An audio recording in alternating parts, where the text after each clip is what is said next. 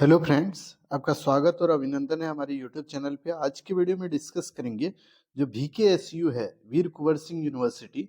वहाँ पे जो है हिस्ट्री पेपर का एग्जाम हो गया है, थर्ड सेमेस्टर का। मेजर पेपर जो 3 है इतिहास, उसका एग्जाम कंप्लीट हुआ है।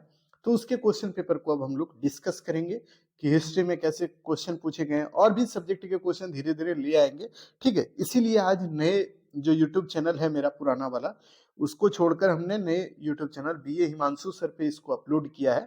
यहाँ पे आप जरूर देख लीजिएगा। ठीक है, दोनों जगह आप चीजों को देखने का प्रयास कीजिए, क्योंकि हमारा कोशिश होगा कि एक दिन में 4 वीडियो तक देने का। तो कम से कम 2 जगह आप देखिएगा तो आपका क्वेश्चन पेपर तो कंप्लीट रहेगा। ठीक है, तो इसमें आप देखिए क्वेश्चन कैसे पूछे गए इतिहास पेपर के, तो उससे आपको जानकारी मिल जाएगी कि क्वेश्चन की तैयारी आपको किस तरह से करनी है और कैसे आपको अपने सिलेबस के अकॉर्डिंग तैयारी करनी है। ठीक है, तो चलिए पहला क्वेश्चन ऑब्जेक्टिव क्वेश्चन से शुरू कर रहे हैं, फिर सब्जेक्टिव आपको पढ़ाते हुए चलेंगे। ठीक है, तो देखिए ये देखिए ऑब्जेक्टिव क्वेश्चन जो है 20 नंबर का है, ये जान रहे हैं आप। 10 क्वेश्चन रहता है, तो इसके क्वेश्चन को जरूर जरूर देखिएगा। मानव द्वारा पाला गया पहला पशु कौन है, यानी इंसान जो है सबसे पहले किस पशु को पाला था। ऑप्शन है कुत्ता, गाय, बिल्ली, घोड़ा। इसका सही उत्तर तो आपको पता होना चाहिए, बहुत से बच्चे जानते होंगे और कुछ बच्चों को नहीं पता है, तो ध्यान में रखिएगा। कुत्ता को मानव के द्वारा सबसे पहली बार पाला गया था, या उसी को पालतू बनाया गया था। ठीक है, दूसरा सवाल, प्रसिद्ध कांस्य नर्तकी किस स्थान से प्राप्त हुई है। यानी कि एक बात ध्यान में रखिए कि आप जब हड़प्पा सभ्यता पढ़ रहे थे तो वहां पे आपको बताए थे कांसे की नर्तकी, जिसको आप बोल सकते हैं डांसिंग गर्ल, वो कहां से मिली थी। तो ये बताइएगा, हड़प्पा से या फिर लोथल से, कालीबंगा और मोहनजोदाड़ो। तो सही उत्तर क्या होगा, मोहनजोदाड़ो से ये मिला है, तो ये याद रखिएगा। ठीक है, अगला सवाल देखिए, सवाल बहुत बेसिक है, लेकिन दिक्कत ये है कि आपने उस तरह से पढ़ा है या नहीं पढ़ा है। और पूरे सिलेबस का जितना, कम से कम हम जहां तक पढ़ाए हैं वहां तक जिस बच्चे ने किया होगा ना, तो मुझे पूरा उम्मीद है कि 10 में से 10 ऑब्जेक्टिव क्वेश्चन उनका एक भी गलत नहीं हुआ होगा, ये पता है हमको। और आप में ही देखिएगा, बहुत से बच्चे अभी क्वेश्चन को देखिएगा तो उनको एहसास हो जाएगा कि 10 में से 10 क्वेश्चन आपका सही हो गया।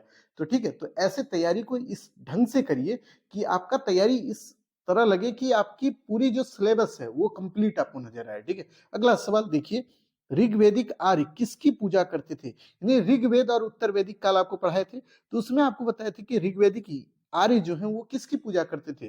तो देखिए प्रकृति की करते थे, गाय की, वृक्ष की, यक्ष की। तो इसका सही उत्तर प्रकृति हो जाएगा। ठीक है, देखिए गाय का भी ये जानकारी मिलता है, बट उसकी पूजा को लेकर जानकारी नहीं मिलता है। ठीक है, शब्द का प्रयोग हुआ है, गाय जो है सबसे ज्यादा ये कहिए तो पालतू पशु था, उसका यूज ये लोग करते थे।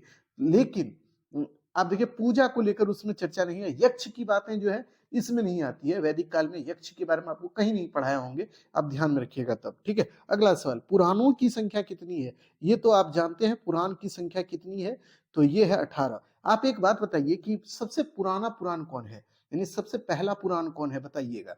अगला सवाल, प्रसिद्ध गायत्री मंत्र किस वेद से लिया गया, तो ये ऋग्वेद से होगा। ऋग्वेद के तीसरे मंडल से गायत्री मंत्र की चर्चा है, तो ये ध्यान में रखिएगा। अगला हो सकता है आपसे पूछ दे कि ऋग्वेद के किस मंडल से जो है ना ब्राह्मण, क्षत्रिय, वैश्य, शूद्र की चर्चा है, तो 10वें मंडल से।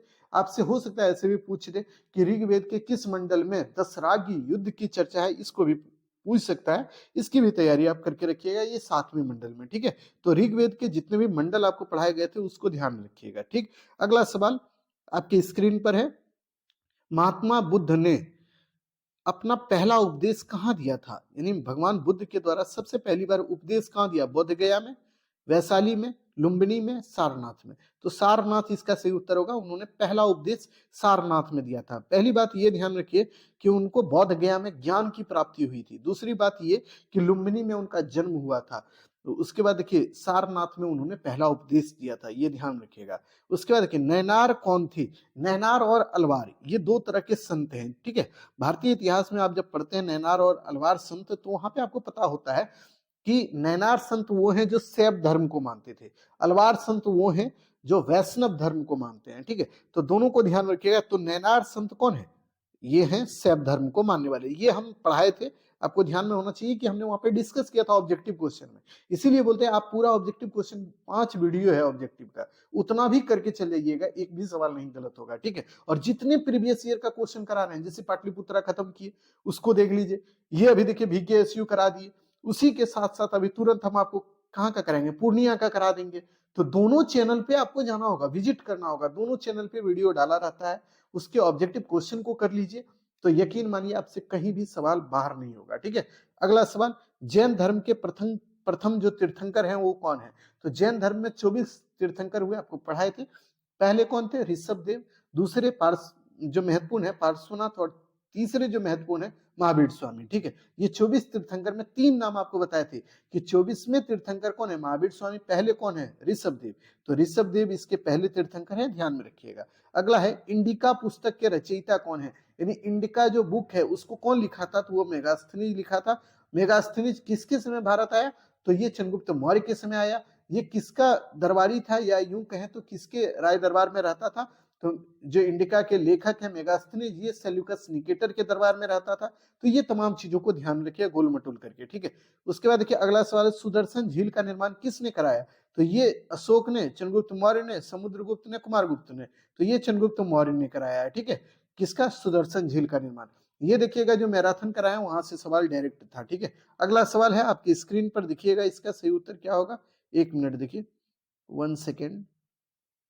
नहीं, इसी सवाल का इंग्लिश में वहां पे। बाकी ये सवाल पूरा ऑब्जेक्टिव आपका खत्म हो गया। अब चलिए सब्जेक्टिव को देख लीजिए, बी में जो है, खंड बी में, ये देखिए लघु उत्तरीय क्वेश्चन जो है, शॉर्ट आंसर टाइप क्वेश्चन। तो इसमें देखिए क्या है, पुराण पर संक्षिप्त टिप्पणी लिखिए, ये सवाल था। बौद्ध साहित्य जो है त्रिपिटक की विवेचना करें, यानी यहाँ पे आपको सूत पिटक, विनय पिटक, अभिधम्म पिटक के बारे में लिखना था।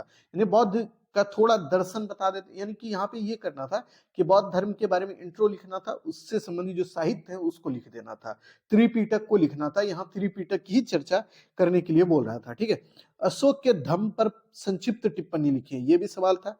चोल इतिहास के स्रोत कौन कौन से हैं उसको बताना था। कुषाणों की राज व्यवस्था क्या है उस पर प्रकाश डालना था। जैन धर्म के पतन के कारण को लिखना था। ये था शॉर्ट आंसर क्वेश्चन। अब देखिए ग्रुप सी में आप देखिए लॉन्ग आंसर क्वेश्चन कौन कौन सा है, अब उसको देखिए और उसको समझिए कि लॉन्ग आंसर में आपको क्या लिखना था। तो देखिए सिंधु घाटी सभ्यता की विशेषता की विवेचना करें, यानी सिंधु घाटी सभ्यता के बारे में जो जो आपको याद था उसको लिख दीजिए। यही पाटलिपुत्रा भी पूछा है, यही यहाँ पे पूछा है। देखिए क्वेश्चन रिपीट हो रहा है, इसीलिए आपसे रिक्वेस्ट है कि क्वेश्चन को रिपीट जहां भी हो रहा है तो पूरे सिलेबस के अकॉर्डिंग जितने भी MGC 3, MGC 4, MGC 3 हिस्ट्री या MIC 3 हिस्ट्री, MDC 3 हिस्ट्री, ये तमाम जो क्वेश्चन है इसके पूरे बंच को देख कर जाइए। जैसे पाटलिपुत्रा का देख लिए, VKSU का देख लीजिए, पूर्णिया का चल रहा है, पूर्णिया का दिखा देंगे। तो सबका देख के जाइए, हर एक सब्जेक्ट का लाएंगे। अब देखिए पॉलिटी लाएंगे, ज्योग्राफी का भी क्वेश्चन है हमारे पास, ज्योग्राफी का भी ला देंगे। ठीक है, अगला है ऋग्वेदिक कालीन सामाजिक दशा की विवेचना करें, यानी ऋग्वेदिक काल में समाज कैसा था। इसीलिए तो ऋग्वेदिक काल और उत्तर वैदिक काल अलग अलग पढ़ाए थे। तो ऋग्वेदिक कालीन सामाजिक स्थिति को लिखना था। बौद्ध धर्म पर प्रकाश डाले, अगला सवाल है कि बौद्ध धर्म क्या है नहीं है, उसके पूरे शिक्षा दीक्षा सब कुछ लिखना था। उसके बाद पुष्यमित शुंग की उपलब्धि, यानी पुष्यमित शुंग कौन थे, इन्होंने कैसे अपने राजवंश की स्थापना करी, कैसे उन्होंने अपने राजवंश को बढ़ाया, कहाँ कहाँ जीता, वो तमाम चीजों को लिखना था। देखिए पुष्यमित शुंग वही है जिन्होंने मौर्य वंश को मतलब मौर्य वंश के अंतिम शासक बृहद्रथ है उसकी हत्या करके एक नए राजवंश की स्थापना किया था जिसको शुंग वंश बोलते हैं। और यही पुष्यमित शुंग है जिन्होंने अपने राज्य का प्रचार प्रसार यूं कहें तो बहुत एरिया में बढ़ाया था। तो उसको भी पढ़ना पड़ेगा, उसको जब पढ़ाएंगे तो वहां पे डिस्कस हम कर देंगे। बाकी ये क्वेश्चन पूछा हुआ है। ठीक है, गुप्तकालीन प्रशासन पर प्रकाश डालें, यानी गुप्तकालीन एडमिनिस्ट्रेशन पर आपसे सवाल पूछा गया है। उसके बाद संगम युगीन संस्कृति की चर्चा करें या विवेचना करें, यानी संगम काल जो है उसके बारे में क्वेश्चन आपसे पूछ दिया है कि संगम काल क्या है, संगम काल के बारे में बताइए। ये तमाम चीजें आपसे रिपीट करी हुई है क्वेश्चन। तो देखिए संगम काल से संबंधित सवाल पाटलिपुत्रा भी पूछी हुई है, यहाँ भी पूछा गया है, तो हर एक एग्जाम में पूछ रहा है। तो ऐसा करें कि आप तैयारी कर लीजिए। और अगला वीडियो आपको संगम काल का ही देंगे, क्योंकि मौर्य काल तक खत्म कर दिए। तो संगम काल खत्म करेंगे, शुंग काल ये सब खत्म करेंगे, तो फिर गुप्त काल, यानी 2-3 वीडियो और चाहिए आपको। तो पूरा आपके सिलेबस का जिस्ट आपको मिल जाएगा। और उतना तैयारी अगर कर लीजिएगा तो यकीन मानिए कहीं आपको भटकने की जरूरत नहीं होगी। उसके बाद MGC 3 खत्म हो जाएगा और हम लोग धीरे धीरे प्रवेश करेंगे 4th सेमेस्टर में। क्योंकि हमको पता है कि 3 यूनिवर्सिटी का एग्जाम चल रहा है और पाटलिपुत्रा खत्म हो चुका है, पूर्णिया और VKSU अब खत्म होगा। और आने वाले समय में बहुत जल्द हो सकता है कि फरवरी फर्स्ट वीक से मुंगेर और जो है आपका LNMU ये भी कहीं ना कहीं कमर कस के, नहीं LNMU तो मुंगेर और BRABU जो है ये फर्स्ट मतलब ये वीक तक शुरू कर देगा अपना एग्जाम लेना। और इसीलिए आपसे यही रिक्वेस्ट है कि आप अपनी तैयारी को लगातार करते रहिए, छोड़िएगा मत। छोड़िएगा तो भूलिएगा, ये आपकी दिक्कत हो जाएगी। जब एग्जाम देने जाइएगा तब आपको पता चलेगा कि आपने क्या गलती किया है, ठीक है। तो वो चीज नहीं कीजिए, बाकी पढ़ते रहिए। बाकी हम तो आपके साथ हैं ही। अगले वीडियो में हम लोग नई चीजों के साथ मिलेंगे इसी नए चैनल पर। और पुराने चैनल जो स्टडी 26 है वहां पे तो डिस्कशन होता ही है, वहां और यहाँ दोनों जगह अब हम लोग कंटिन्यू रहेंगे, ताकि एक दिन में 5-6 वीडियो आपको देख के खत्म कर दे सिलेबस आपका। क्योंकि फोर्थ सेमेस्टर को भी अब शुरू कर देंगे, जैसे ही सिलेबस खत्म फोर्थ सेमेस्टर शुरू। क्योंकि अब लेट नहीं करेंगे, क्योंकि हम जान रहे हैं कि लास्ट लास्ट तक आते आते पूरा सिलेबस ही कंप्लीट नहीं हो पाता है। इतना बड़ा बड़ा सिलेबस है। और देखिएगा ना, फोर्थ सेमेस्टर में मेजर पेपर 3 गो आ जाएगा आपका। यानी थर्ड सेमेस्टर में मेजर पेपर 2 पढ़े और फोर्थ सेमेस्टर में 3 मेजर पेपर पढ़िएगा, तो वहां पे और सिलेबस बदलेगा। इसीलिए आपसे रिक्वेस्ट है कि अपनी तैयारी को एकदम बंच में तैयार रहिए। आपको सांस लेने की जरूरत नहीं पड़ेगी, क्योंकि ये यूनिवर्सिटी आपको सोने नहीं देगा और बस आपको पढ़ते रहना है, ठीक है। तो चलिए अगले वीडियो में फिर मिलते हैं नए वीडियो में।